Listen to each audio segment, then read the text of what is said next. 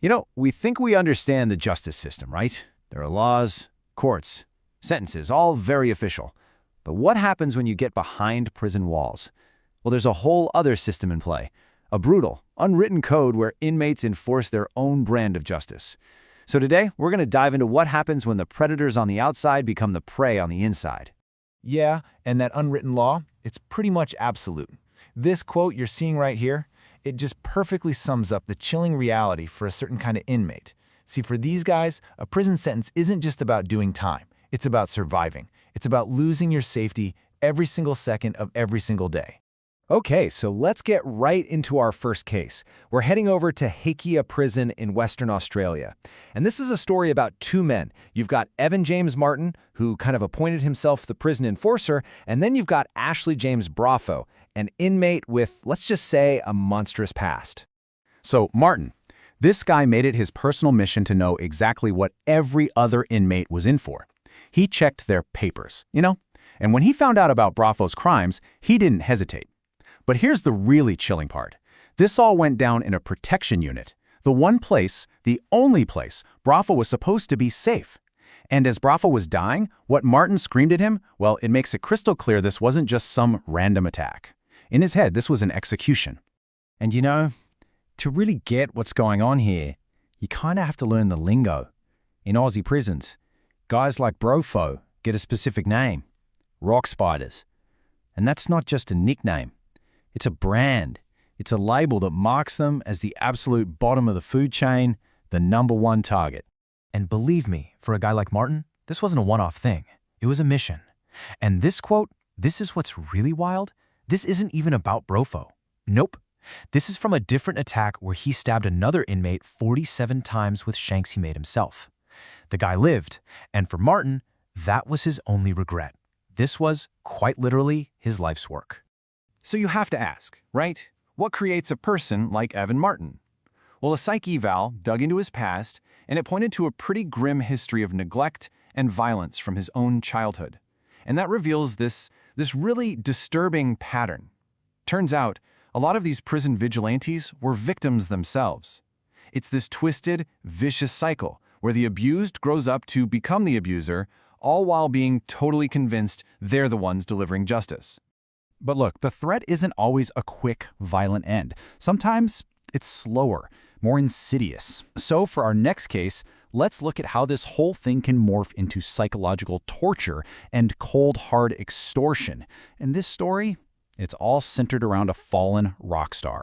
Okay, so this is Ian Watkins. You might recognize the name. He was the frontman for the band Lost Prophets. He had it all. Fame, money, millions of fans who absolutely adored him. But then, the truth about his unimaginable crimes came out. He got sentenced to 35 years in Wakefield prison, a place the inmates themselves call Monster Mansion. I mean, it's known as the worst of the worst. And for a guy like Watkins, walking in there, it was basically a death sentence just waiting to be carried out. Right, so inside Monster Mansion, the other prisoners looked at Watkins and they didn't just see a target, they saw an opportunity, a business opportunity.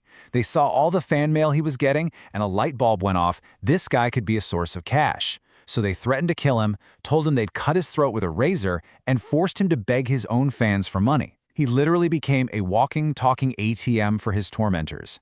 Of course, eventually, the violence they threatened came for him anyway. 3 inmates cornered him, held him hostage in a cell for 6 hours, and just beat and stabbed him. He somehow survived. But his reaction? This is what gets me. In a letter to his fiancée afterwards, he wrote, "Thankfully, I'm still really hot." I mean, what do you even say to that?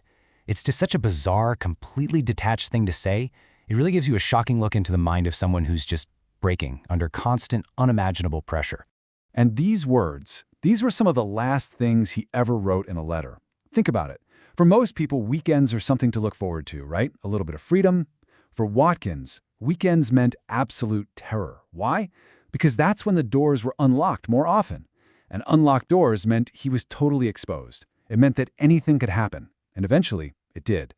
He was later found murdered in his cell. So the story really escalates from here. I mean, we've seen violence that's a reaction to someone's crimes. We've seen calculated extortion. But now we're going to meet the inmates who aren't just reacting. No, these guys are actively hunting. They are driven by a personal mission to wipe out anyone they decide is unworthy of living. And as we shift gears over to the American prison system, the terminology changes a bit. The Australian rock spider becomes the American chomo. But don't get it twisted, it's the same unwritten law, just different slang. Take a guy like Ricky Wassaner. This man was already serving 16 life sentences. He had absolutely nothing to lose. So, when they moved a known chomo into his cell, Wassenaar suffocated him. Then, he propped up the body to make it look like he was just sleeping. But he wasn't done, not even close. He then just calmly walked out to a mess hall line with a rock and a laundry bag and bludgeoned 2 more inmates to death. This wasn't a spontaneous act of rage. This was a cold, calculated, multi-victim rampage.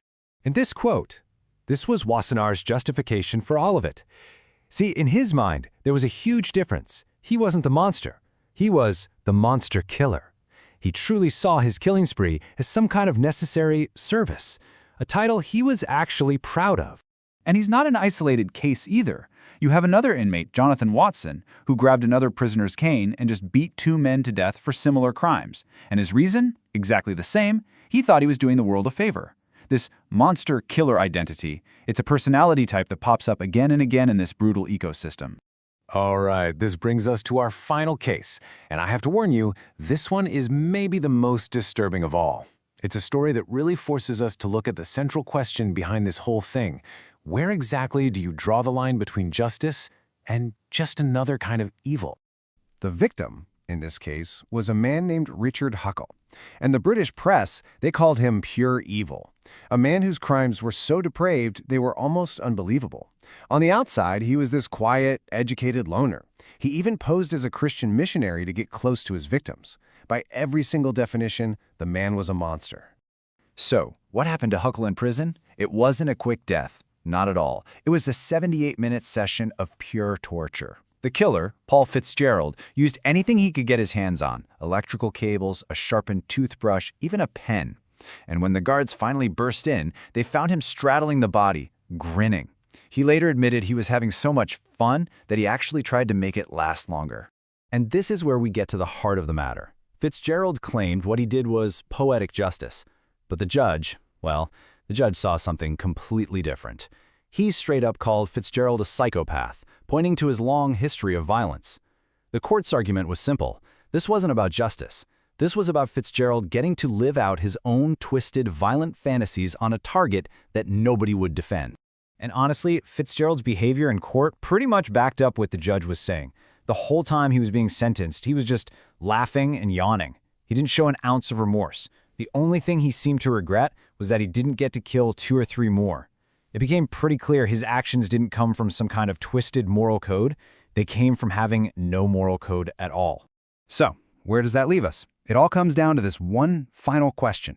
When society's most hated criminals face this brutal, unwritten prison code, what is it that we're really watching? Is it some kind of rough but maybe effective justice? Is it just pure revenge? Or, in a world that's already filled with monsters, is it just one monster eating another?